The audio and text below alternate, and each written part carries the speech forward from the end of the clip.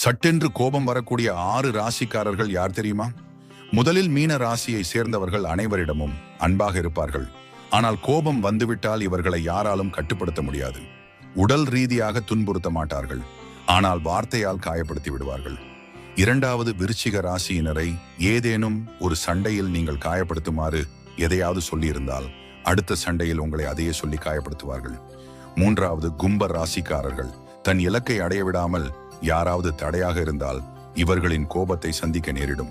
நான்காவது கன்னி ராசிக்காரர்கள் அவர்களின் தவறை உரக்க கூறினால் அவர்களுக்கு சட்டென கோபம் வந்துவிடும். அப்படி கோபம் வந்துவிட்டால் அன்புக்குரியவராகவே இருந்தாலும் அவர்களை வேண்டாம் என தூக்கி போட்டு விடுவார்கள்.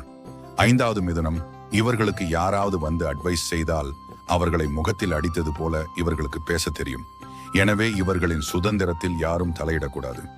ஆறாம் மேஷ ராசிக்காரர்களை யாராவது கோபப்படுத்தி விட்டால் அவர்கள் வாயிலிருந்து அழவைக்கும் வார்த்தைதான் வரும்.